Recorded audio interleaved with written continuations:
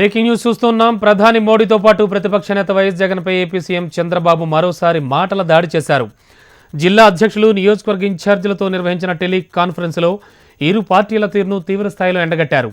అభివృద్ధి ఆగిపోవాలనే దురుద్దేశ్యంతోనే వైసీపీ నేతలు దిగజారి ప్రవర్తిస్తున్నారంటూ చంద్రబాబు విమర్శించారు.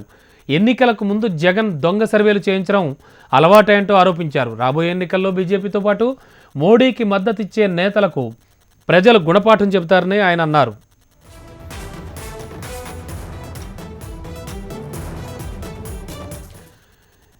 ఇక మరింత అదనపు సమాచారం అందించడానికి AP bureau chief Eshwar telephone లైన్లో సిద్ధంగా ఉన్నారు. ఈశ్వర్, యాక్చువల్గా టెలికాన్ఫరెన్స్లో ఏ విషయాలు మాట్లాడారు చంద్రబాబు?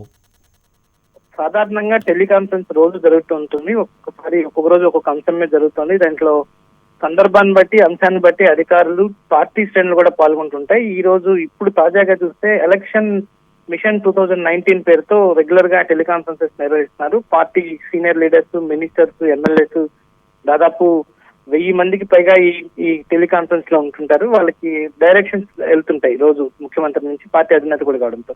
కానీ ఈ రోజు చాలా ఆసక్తికరమైన వ్యాఖ్యలు చేశారు ముఖ్యమంత్రి. ఎందుకంటే రిపబ్లిక్ టీవీ అలాగే సి ఓటర్ సర్వే, ఈ సర్వేకి సంబంధించి వచ్చిన ఫలితాల మీద పరస్పర విరుద్ధమైన ప్రకటన ఒకటి చేయడం జరిగింది. జగన్ వైసీపీకి ఇక్కడ 19 పార్లమెంట్ స్థానాలు, టీడీపీకి 6 స్థానాలు వస్తాయని చెప్పి వాళ్ళు లోక్సభ పైన చేసిన సర్వేలో వచ్చాయి.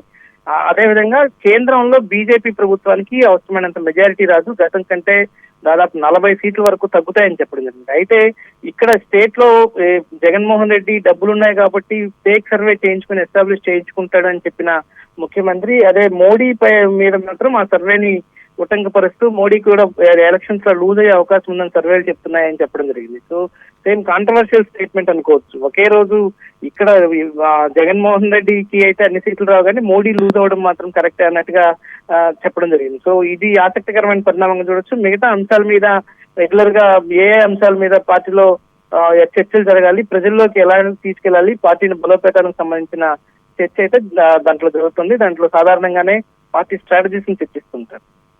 ఓకే, వంగవీటి రాధా ఇష్యూ కానీ, ఈ ఘట్టమనేని ఆదిశేషగిరిరావు గారి ఇష్యూ కానీ ఏమైనా వచ్చిందా టెలికాన్ఫరెన్స్ లో? ఖచ్చితంగా వచ్చింది. అంటే జగన్ ప్రవర్తనకు సంబంధించి లీడర్లు గతంలోనే ఎంతో మంది వచ్చారు. వైసీపీ నుంచి టీడీపీకి షిఫ్ట్ అయిన 23 మంది ఎమ్మెల్యేలతో పాటు చాలా మంది నాయకులు వచ్చారు. ఇదంతా జగన్ యారగెన్స్ బిహేవియర్ వల్ల, లేకపోతే ఆయన యాటిట్యూడ్ వల్ల ఇదంతా జరిగింది. సేమ్ ఇప్పుడు కూడా వంగవీటి రాధా కూడా జగన్ ఆధిపత్యాన్ని, లేకపోతే జగన్ అహంకారాన్ని భరించలేక వచ్చాడు. ఆదిశేషగిరిరావు కూడా అదే కోవలోకి చెందిన వాళ్ళు, వాళ్ళిద్దరూ చెప్పింది అదే. సో అక్కడ ప్రతికూలమైన ఆలోచనలతో ఉంటుంది ఆ పార్టీ, ప్రతికూల నాయకత్వమే లోపం ఉంది అక్కడ. అలా మనకి టీడీపీలో సానుకూల నాయకత్వం ఉంది కాబట్టి మనకే ఫలితాలు అనుకూలంగా ఉంటాయని చెప్పే ప్రయత్నం కూడా టెలికాన్ఫరెన్స్ లో ముఖ్యమంత్రి చేయడం జరిగింది. Okay Eshwar, thank you.